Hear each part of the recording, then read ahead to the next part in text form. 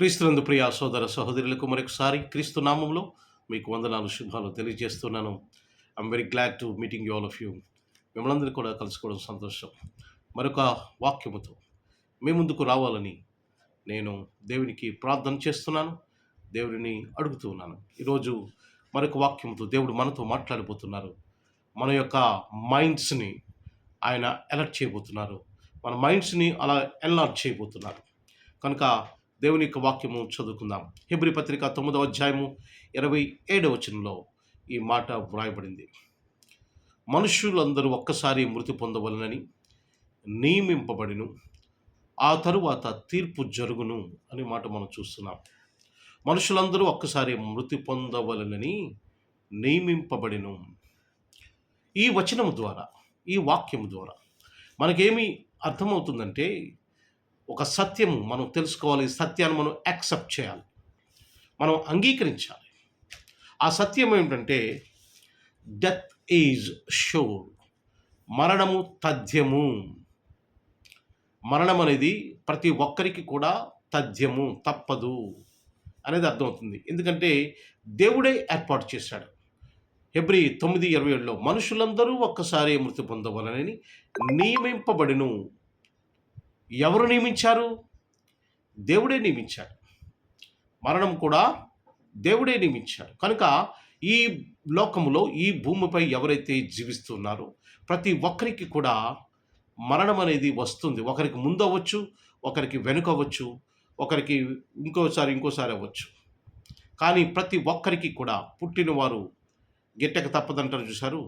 కనుక పుట్టినవారు ప్రతి ఒక్కరికి కూడా మరణం అనేది వస్తుంది. నేను 150 సంవత్సరాలు బతుకుతాను, 200 సంవత్సరాలు బతుకుతాను, లేక 300 సంవత్సరాలు బతుకుతాను అని చెప్తుంటారు కొంతమంది. అలా మనం వింటున్నప్పుడు ఆ మాటలు 100% అబద్ధం అని మనం నమ్మాలి. ఎందుకంటే ఎవరు కూడా ఎక్కువ కాలం ఈ లోకంలో, అంతకంటే ఎక్కువ కాలము బైబిల్ ప్రకారం చెబుతుంది 70 లేక 80, అంతకంటే ఎక్కువ కాలం ఎవరు ఎక్కువగా బతకలేరు. కనుక దేవుని యొక్క వాక్యం సెలవిస్తుంది, మరణము తథ్యము. మరణము తథ్యము, తప్పదు. కనుక మనం ఏం చేయాలి? ఈ ప్రాణం ఉండగానే మనం మరణించక ముందే మనం ఏం చేయాలి అని మనం ఆలోచన చేస్తే, ప్రియమైన సోదరి సోదరులారా, మనకు మరణం ఎప్పుడు వస్తుందో తెలియదు. కనుక మనం చేయవలసిన పనులు ఈ లోకంలో మనం దేవుడు ఆయుసు ఇచ్చినంత లోపలనే మనం చేయాలి. ఈ లోకంలో మనము నీతిగా, న్యాయంగా బ్రతికి, దేవుని కుమారుడిగా, కుమార్తెగా బ్రతికి, మనము ఈ లోకంలో ఒక బాధ్యతాయుతమైనటువంటి పని మనకి ఏదైతే ఉందో ఆ పని సక్రమంగా చేసుకుంటూ మనకు ముందుకు కొనసాగవలసినటువంటి అవసరం ఉంది. బాధ్యతాయుతమైన పని ఉద్యోగం అవ్వచ్చు, వ్యాపారం అవ్వచ్చు, ఇంకోటి అవ్వచ్చు, కుటుంబాన్ని చూసుకోవడం అవ్వచ్చు, బిడ్డలను పెంచి పోషించుకోవడం అవ్వచ్చు. ఇవన్నీ కూడా బాధ్యతాయుతమైన పనులే. వీటేంటి కూడా మనం నెగ్లెక్ట్ చేయడానికి వీలేదు. ఎందుకంటే మరణము ఎప్పుడు వస్తుందో మనకి తెలియదు. అన్నిటికంటే ముఖ్యంగా మరణము తథ్యము అని మనం తెలుసుకున్నాం కనుక మనం మరణించే లోపలనే మన రక్షకుడైన క్రీస్తు ప్రభువును తెలుసుకొని ఆయన కుమారుడిగా, కుమార్తెగా మనము జీవించాలి. ఆయన మార్గంలోనికి రావలసిన అవసరత ఉన్నది. కనుక సోదరి సహోదరులరా, మరణము తథ్యము. మరణాన్ని ఎవరు తప్పించుకోలేరు. నేను అప్పుడే చనిపోనాను అని చెప్తుంటారు చూసి చాలామంది. నేను అప్పుడే చచ్చిపోను అంటుంటారు చాలామంది. కానీ వాళ్ళకి తెలియదు ఎప్పుడు మరణం వస్తుందో. ఎవరికి తెలియదు, దేవునికి తప్ప. దేవుడు ఎంతవరకు ఆయుష్ ఇస్తాడో అంతవరకే మనం ఉంటుంది. ఆ తర్వాత మనకి మనకు అవకాశం లేదు, మన చేతుల్లో లేదు అది.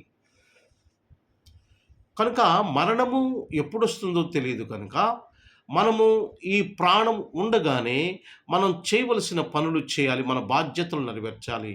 అలాగే మన బాధ్యతలు విస్మరించకూడదు. చాలామంది చెడు అలవాట్లకు లోని బాధ్యతలను పక్కకు పెట్టేస్తూ ఉంటారు. చాలామంది చెడు అలవాట్లలోనై వాళ్ళు చేయవలసిన పనులు చేయరు. కానీ దేవుడు అందుకు కాదు మనకి ఆయుష్నిస్తా, మనం చేయవలసిన పనులు మనం చేయాలి. మనం దేవుని యొక్క కుమారుడిగా, కుమార్తెగా ఈ లోకంలో జీవించాలి. అనేక మందిని ఈ మార్గంలోకి నడిపించాలి. Death is sure.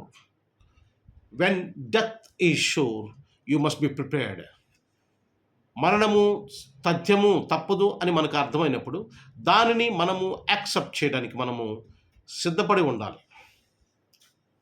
అంటే ఎప్పుడైనా మనము ప్రాణం పోవచ్చు అని మనకి తెలిసినప్పుడు దానికి మనము సిద్ధంగా ఉండాలి. సిద్ధంగా ఉండడం అంటే దాని అర్థము దేవుని కుమారుడిగా కుమార్తెగా ఒకవేళ ఈ లోకాన్ని మనం విడిచిపెడితే, ఒకవేళ మరణము మనకు వస్తుంది కనుక ఆ మరణము ఒకవేళ ఈ లోకంలో మనకు మరణం వచ్చిందనుకోండి, ఒకవేళ మనకు తెలియదు ఎప్పుడు వస్తుందో, మరణం తర్వాత మనం ఎక్కడికి వెళ్తాం? మన ఆత్మ ఎక్కడికి వెళుతుంది? ప్రేమని సహోదరి సహోదరులు, మన ఆత్మ ఎక్కడికి? దేవుని దగ్గరికి వెళ్ళాలి అంటే ఈ లోకంలో దేవుని కుమారుడిగా కుమార్తెగా జీవించాలి, ఆయనను నమ్ముకోవాలి. మన ఆత్మ దేవునితో ఉండాలంటే, దేవునితో సదాకాలము అక్కడ దేవునితో సహవాసం చేయాలంటే మనం ఏం చేయాలి తెలుసా? మనము ఈ లోకంలో ఉండగానే, ప్రాణం ఉండగానే దేవునిని తెలుసుకోవాలి. దేవుని కుమారుడిగా కుమార్తెగా ఈ లోకంలో జీవించాలి. తప్పకుండా మనం మరణించిన తర్వాత, ఈ లోకాన్ని విడిచిపెట్టిన తర్వాత దేవునితో సదాకాలం జీవించడానికి అవకాశం ఉంటుంది. కనుక గమనించండి, అందరూ కూడా ఈ భూమి మీద ఉన్నటువంటి కొందరు కూడా ఏదో ఒక రోజున ఈ లోకాన్ని విడిచిపెట్టవలసిన సమయం ఆసన్నమవుతుంది. దానికి ముందుగానే మనం చేయవలసిన పనులు మనం చేయాలి. దేవుని కుమారుడిగా కుమార్తెగా జీవించాలి. ప్రేమని సహోదరి సహోదరులరా, మనము ఈ లోకంలో జీవించి ఉన్నంత కాలము మనము దీవించబడాలి, అనేక మందికి దీవెనకరంగా ఉండాలి. మనము ఆశీర్వదించబడాలి, అనేక మందికి ఆశీర్వాదకరంగా మనము ఉండాలి. అలా ఉన్నప్పుడు దేవుడు మనల్ని దీవిస్తాడు, ఆశీర్వదిస్తాడు. ఒకవేళ ఈ లోకాన్ని మనం విడిచిపెట్టినప్పటికీ కూడా ఆయనతో మనము సదాకాలం ఉండడానికి దేవుడు అవకాశం దయచేస్తాడు. మరణం తర్వాత నరకం అనేది ఉంటుంది, బైబిల్ ప్రకారంగా చెబుతూ ఉన్నాను. అలాగే పరలోకం అనేది ఉంటుంది. పరలోకము దేవునికి సంబంధించింది, నరకము సాతానుకు సంబంధించింది. ఈ లోకంలో ఒకవేళ ఈ ప్రాణం ఉండగా మనము దేవుని తెలుసుకోకుండా జీవిస్తే మనం నరకంలో వెళ్ళిపోవడానికి అవకాశం ఉంటుంది. నరకంలో వెళ్ళిపోయే ప్రమాదం ఉంది.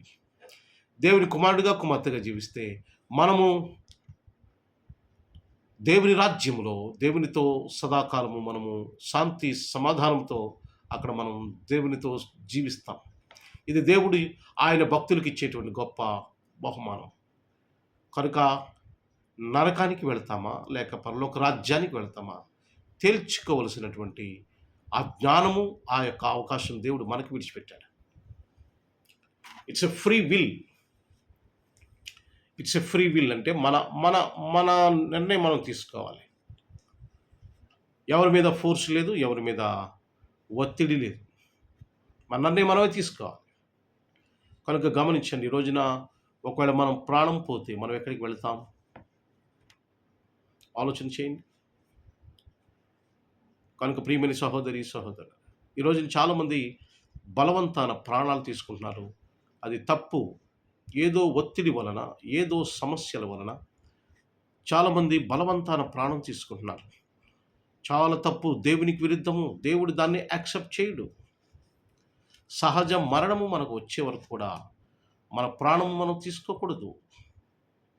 ఆత్మహత్య అంటారు చూసారా, ఆత్మను తీసేసుకోవడం చాలా చాలా పొరపాటు. ప్రియమైన సహోదరి సహోదరు, మీరు ఎంత ఒత్తిడిలో ఉన్నా, ఎంత సమస్యలో ఉన్నా అలాంటి పని మాత్రం చేయొద్దు. దేవుడు దాన్ని యాక్సెప్ట్ చేయడు. దేవుడు దాన్ని ఒప్పుకోడు. అలా చేసిన వారందరూ కూడా నరకంలోకి వెళ్ళిపోతారు. మనకి ఆ అవకాశము, ఆ హక్కు లేదు. దయచేసి గమనించండి. కనుక దేవుడి ప్రణాళిక ఏదైతే ఉందో దానికే లోబడాలి తప్ప మనము మన ఇష్టానుసారంగా మనం చేసుకోకూడదు. చాలా జాగ్రత్త. కనుక మరణం అనేది తథ్యము. ఈ లోపల మనం ఏం చేయాలనేది మనము జ్ఞాపకం చేసుకోవాలి. దేవుడు మిమ్మల్ని, మీ కుటుంబాలు దీవించి ఆశీర్వదించును గాక. ఆమేన్. ప్రార్థన చేసుకుందాం.